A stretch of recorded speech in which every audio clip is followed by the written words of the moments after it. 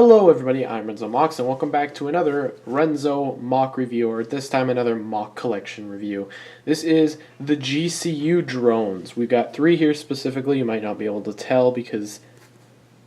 that actually blended in really nicely. But yeah, we're going to be taking a look at three models today.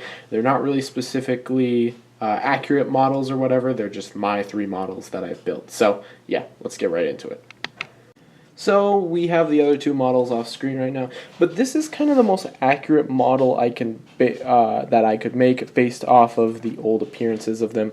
Again, my models are pretty inaccurate, but I like the idea of them all having kind of their own flair and look to them, and making each one kind of stand out from the other, even though they are mass-produced robots. So this is kind of the most standard model. It's got some wonky armoring, but this is kind of the most standard I was willing to get. Most of them will have this sort of foot on the front of them. That's kind of the most standard model, but a lot of mine don't, and that's just because it's easier, because I only have one of these feet pieces. So this is kind of the most standard model. From what I've been able to gather, their color schemes are the black, the silver, the gray, and the tan, obviously. Usually with a red eye, but it varies from version to version. Most of the drones do have, most of the standard models have red eyes, which I noticed, which is cool. They also usually have a weapon hand. Now these kind of range from weapon to weapon, but they can just kind of add their own like weapon on here. So this is this guy's weapon. Very nice, very simple. It gets the job done. Yeah, very simple mock. It's effective.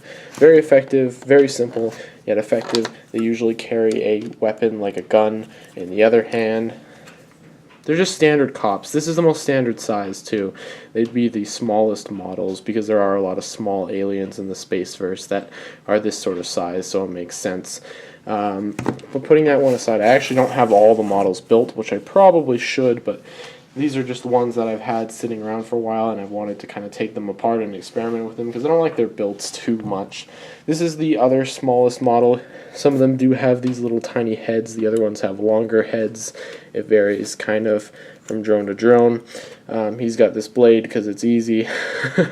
He actually doesn't have an armor piece. I don't know what happened to that. I think I ripped it off of from the yellow commander. So nothing really special about this guy, but he does have the smallest head, and you can give him weapon too if you really want to.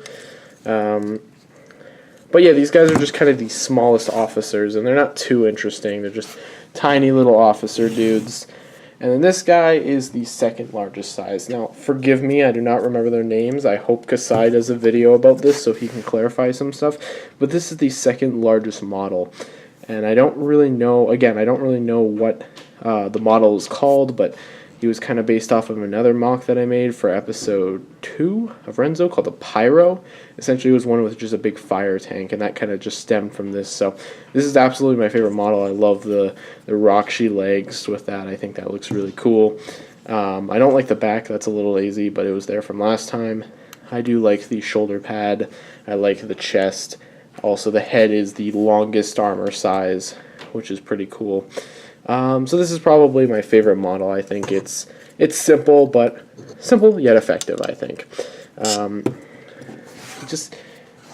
He's very fun. I like posing them. They're very fun to play around with, and you tend to have a lot of fun when you're playing around with these guys. So yeah, you can kind of, oops, almost knocked my lamp over.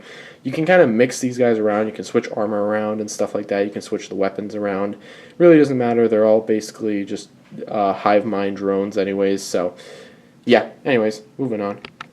So these were the GCU drones. Again, not a super complex review, but a nice and simple review that I could easily put together without worrying too much.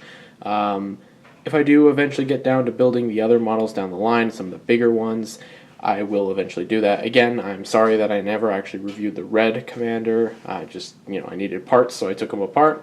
But I actually really like these guys. I have been using them ever since RENZO episode 4, and they will continue to get interchanged and rearranged and just kind of any way I want to. I want to get more tan pieces so I can build more of these guys because they're very fun, and to have an army of them would just be awesome.